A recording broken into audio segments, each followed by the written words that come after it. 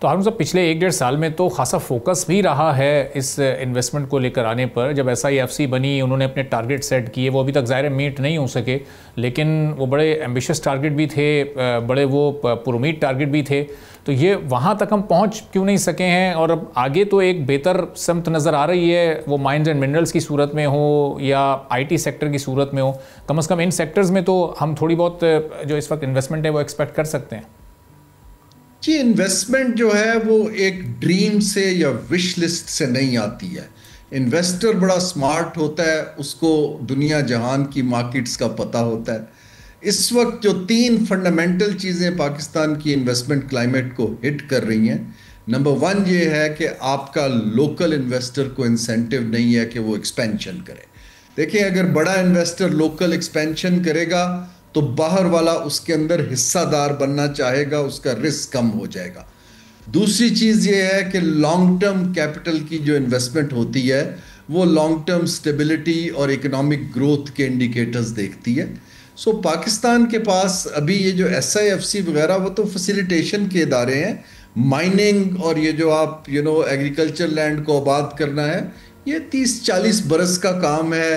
نئی چیزیں بنیں گی, انشاءاللہ ان کے رزلٹس آئیں گے. ابھی تو انویسٹمنٹ اگر لانی ہے تو ایگزسٹنگ انویسٹر کو خوش رکھیں, وہ ایکسپینشن کرے اور وہ ایکسپینشن کے اندر باہر والا حصے دار بنے.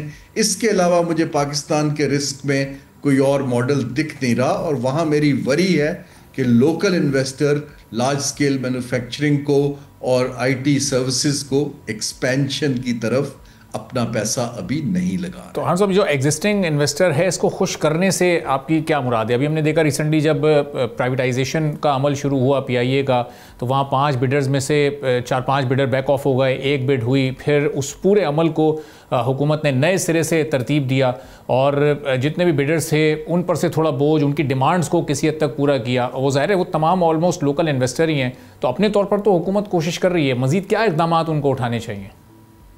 جی, میں اس میں بڑا کلیئر ہوں. دیکھیے, پہلی چیز تو کلیئر کر لیں کہ ایک چیز کو بیچنا انویسٹمنٹ لانا نہیں ہے, کیونکہ وہ ایک آلریڈی ایگزسٹنگ ایسٹ کی اونرشپ بدلی جا رہی ہے. ضرورت اس وقت ہے کہ جو کرنٹ انڈسٹریل بیس ہے اس کو ایکسپینڈ کیسے کرنا ہے. اس کے لیے ہمارے پاس انڈسٹریل پالیسی نہیں ہے کہ ہمارے ترجیحی سیکٹرز کیا ہیں اور اس کے لیے فائنینسنگ کہاں سے آئے گی اور اس کے لیے زمین کہاں سے آئے گی, کس اکنامک زون میں آپ کو کیا فیسلٹی دی جائے گی. دیٹ از ہاؤ جب آپ ونرز پک کرتے ہیں کہ یہ 4 سیکٹرز ہیں, ویلیو ایڈڈ ٹیکسٹائل ہے, اسمال انجینئرنگ ہے, ویلیو ایڈڈ ایگریکلچر ہے.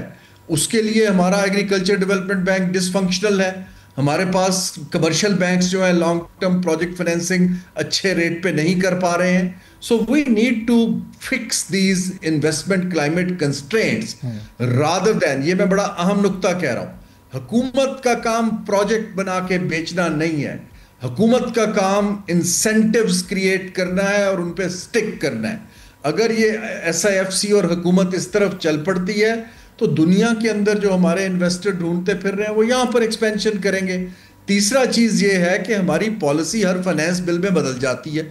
سو جب تک ہم ایک گروتھ کی پالیسی کے اوپر اور انسینٹیوز نہیں دیں گے, تو کمبوڈیا اگر اچھے انسینٹیو دے گا تو میں وہاں جاؤں گا, ویتنام اچھے دے گا وہاں جاؤں گا. اس وقت ایک چیمپئن کی ضرورت ہے, جو وزیر اعظم خود یہ کام سارا نہیں کر سکتے, یہ منسٹری آف فائنینس کا کام نہیں ہے. ہمیں ایک انڈسٹریل ریوائول اور ایکسپینشن کے لیے ایک ادارے کو امپاور کرنے کی ضرورت ہے ود اسٹرانگ پیپل جن کا مارکیٹ سے نیکسس ہو. یہ حکومت جو پروجیکٹ بنا کے بیچ رہی ہے یہ انویسٹمنٹ نہیں ہوتی ہے. سبسکرائب کریں اور بیل دبائیں تاکہ کوئی خبر رہ نہ جائے.